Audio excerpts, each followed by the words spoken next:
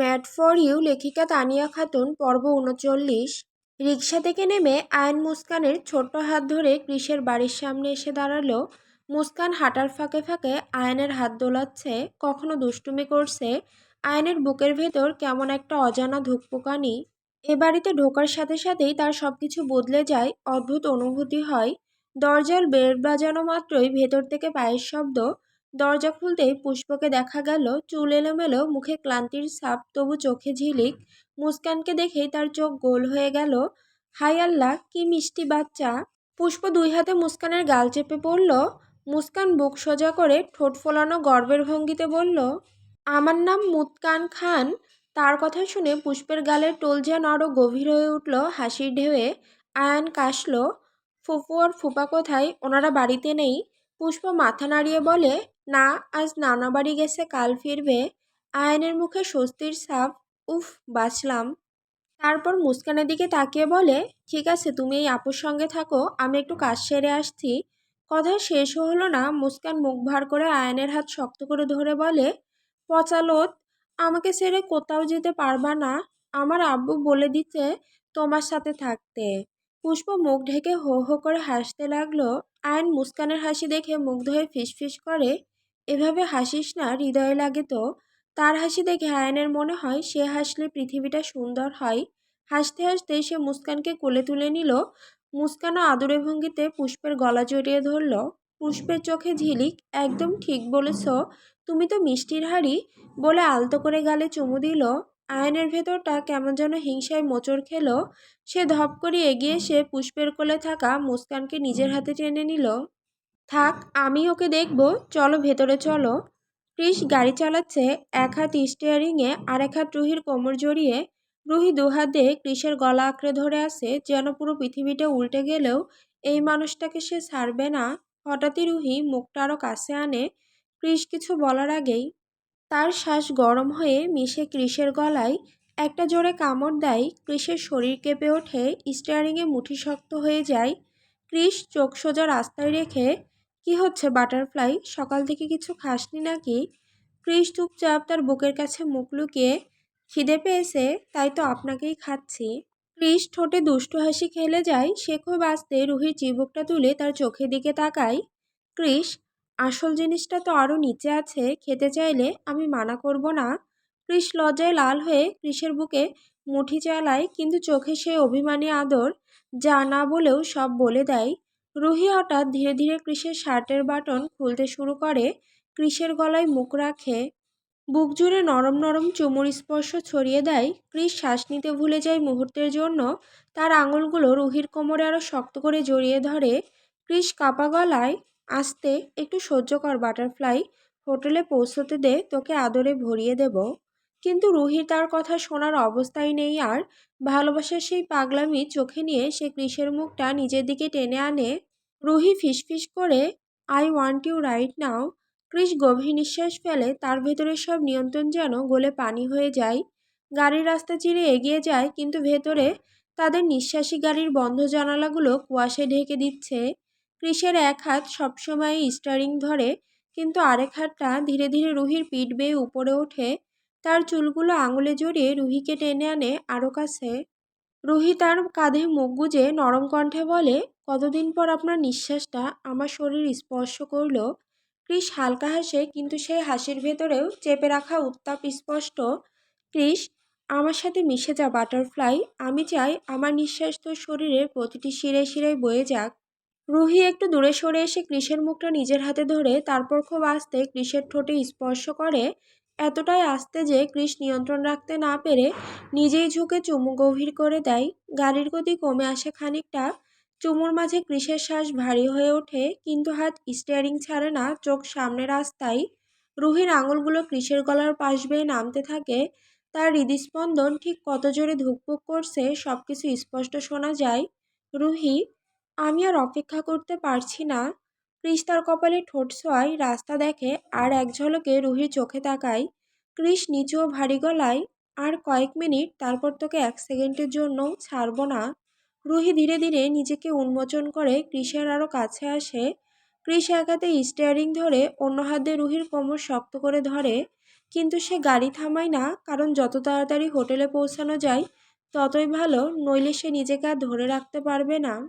Chris, butterfly, এমনটা করিস না। হোটেলে পৌঁছায় আগে, তারপর আমি নিজেই তোর সব খুলে দেব।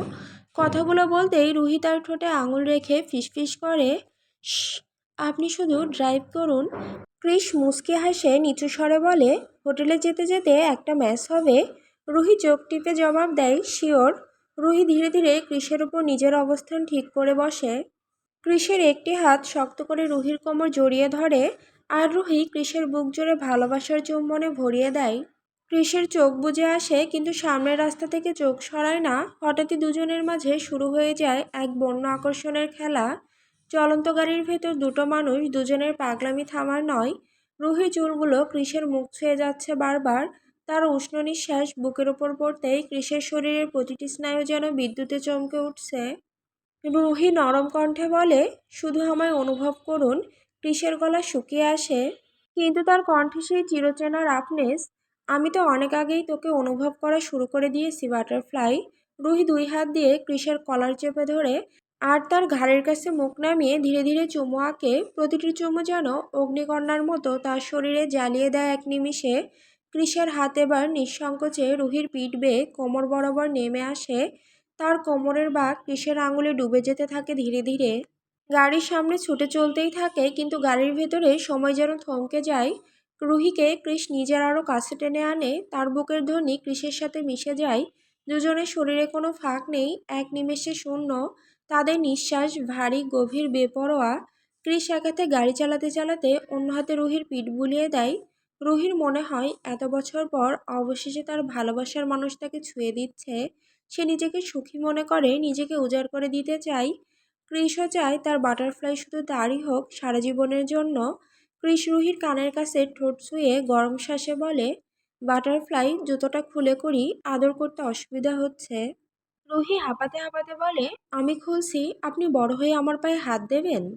ক্রিস হাঙ্কি স্বরে বলে, এত গভীরে গভীরে হাত দিচ্ছি, সেখানে পা আর কি জিনিস?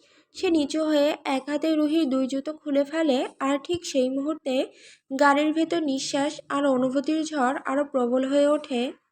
চোখে চোখে আগুন, শরীরে শরীরে কম্পন, এবং একচিলতে থামাহীন প্রেমিক প্রেমিকার পাগলামি চলতে থাকে, থামে না। মুস্কানকে আজ বেশ উচ্ছ্বাসিত দেখাচ্ছে। তার মনে আজ যেন দুষ্টুমি আর উচ্ছ্বাসের বন্যা। সে ঠিক করেছে কানামাছি খেলবে, আর তার সাথে পুষ্প আর আয়ানকেও নিয়েছে। পুষ্প প্রথমে একটু দ্বিধায় ছিল, কিন্তু মুস্কানের টানেই সে রাজি হয়ে গেল। আর আয়ান, সে মুখ বাঁকিয়ে বলেছিল, এইসব বাচ্চাদের খেলা আমি খেলি না। কিন্তু শেষ পর্যন্ত মুস্কানের জেদের কাছে কঠোরতা তার হেরে গেল। হার মানতেই হলো তাকে। মুস্কান চোখের সামনে রুমাল বেঁধে নিল, ঠোঁটে চওড়া হাসি। গুণী তাহলে, 1, 2, 3, 4। একেই বলে আতঙ্ক আর উত্তেজনার দৌড়। পুষ্পের হাতে সময় নেই, তার প্রথম চিন্তা লুকানোর জন্য পারফেক্ট জায়গা। তার পা দুটো হাওয়ার গতিতে ছুটছে, আর আয়ানও বাধ্য সঙ্গের মানুষ হয়ে পুষ্পের পিছন পিছন দৌড়ায়। পুষ্পের চোখ চকচক করে উঠল কৃষের রুম দেখে। অল্প আলোয় ভরা সেই ঘরে ঢুকেই তার চোখে পড়ল লম্বা বিশাল ভারী আলমারির দিকে। এক মুহূর্ত না ভেবেই দরজা খুলে ঢুকে গেল ভেতরে, কিন্তু দরজা বন্ধ হওয়ার আগেই ধপ করে আয়নও ঢুকে পড়ল তার পেছনেই। দুজনে ভেতরে গাদাগাদি, তারপর টিকটিক করে দরজাটি বন্ধ হয়ে গেল।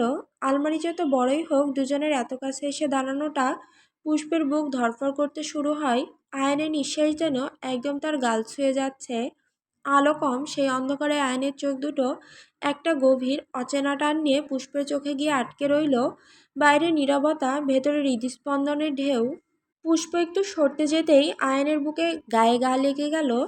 শরীরের ভেতর অদ্ভুত একটা কাঁপুনি ছড়িয়ে পড়ল দুজনেরই। ঠিক তখনই মুস্কানের চিৎকার, কোথায় তোমরা? পচা লোক, মিষ্টি আপু, তোমাদের গন্ধ পাচ্ছি আমি। তার খুনসুটি ভরা গলার আওয়াজ শুনে পুষ্প ঠোঁট কামড়ে হেসে ফেলল, আর সেই হাসিটাই আয়নের বুকের ভেতর বোমার মতো বিস্ফোরিত হলো। তার ভেতরকার প্রতিটি টান, প্রতিটি অনুভূতি আকস্মিক প্রচণ্ড হয়ে উঠল। তার দৃষ্টি ধীরে ধীরে পুষ্পের গোলাপি নরম সরু ঠোঁটের দিকে নেমে এলো। শ্বাস ভারী, চোখ কিছুতেই সরে না। অন্ধকারের ভেতর পুষ্প তার চোখের সেই দৃষ্টি বুঝতে পারল, আর বুক ধড়ফড় করে উঠল আরও বেশি। হঠাৎ একটা ঠান্ডা লোমশ অনুভূতি পুষ্পর ঘাড় বেয়ে নেমে এলো। আরশোলা, আ! চিৎকার বেরোনোর আগেই আয়ানের হাত বজ্রের মতো এগিয়ে এসে তার ঠোঁট চেপে ধরল শক্ত করে। দুজনের নিঃশ্বাস একসাথে মিশে গেল। চোখ আর চোখের মাঝে এক অদ্ভুত নীরবতা। ভয়ে পুষ্প আরও আয়নের বুকে লুটিয়ে পড়ল। তার চুলের গন্ধ আয়নকে প্রায় পাগল করে দিচ্ছে। আর এত কাছে এসে প্রলোভনটা সামলানো আয়নের পক্ষে আর সম্ভব হচ্ছে না। সে ধীরে মাথা সরিয়ে তার ঠোঁট ঠিক পুষ্পের ঠোঁটের সামনে এনে থামল। আর সেই বিদ্যুৎময় শ্বাস কাঁপানো মুহূর্তে তাদের মাঝে থাকা অদৃশ্য দূরত্বটা পুরোপুরি মিলিয়ে গেল। আয়নের ঠোঁট পুষ্পের ঠোঁটের সঙ্গে মিলে যাওয়া মাত্রই দুজনের শরীরে অদ্ভুত এক ঝড় উঠল। প্রথমে লাজ, এরপর উত্তেজনা, তারপর এক অবর্ণনীয় তৃষ্ণা। সবই মিলিয়ে রূপান্তরিত হলো চুমুর এই মুহূর্ত। চুমুর মাঝেই পুষ্প হঠাৎ আয়নকে ঠেলে আয়নের কাছ থেকে সরে দাঁড়ায়। তার চোখে অল্প পানি জমে এসেছে, অচেতন ভয় আর উত্তেজনার মিশ্রণ। পুষ্প, আয়ান, আপনি এটা? তার কণ্ঠ ফিসফিস করছে, চোখ ভিজে গেছে। আয়ন হকচকিয়ে তাকালো। পুষ্প যেন নিজের শরীর নিয়ন্ত্রণ করতে পারছে না। তার হৃদয় পুঞ্জীবিত ভয়, উত্তেজনা আর এক অজানা আকর্ষণ মিশে আছে। পুষ্প হালকা করে হাত দিয়ে আলমারির দরজা ঠেলে বেরিয়ে যায়। আইন কিছুটা পিছিয়ে দাঁড়ালো। তার হৃদয়ে অপরাধবোধ। চরম মুহূর্তে নিজেকে সামলাতে না পারার জন্য সে নিজেকে দোষারোপ করতে লাগলো। পুষ্প ঘরে ঢুকে আর তাকাতে পারছিল না। চোখের পানি তার গালে ধারা ধরে নামছে। আয়ন তার দিকে এগিয়ে আসলো, হাত বাড়ালো, কিন্তু ঠিক স্পর্শ করতে পারল না। পুষ্প এক মুহূর্তের মধ্যে দৌড়ে নিজের রুমের দিকে চলে যায়।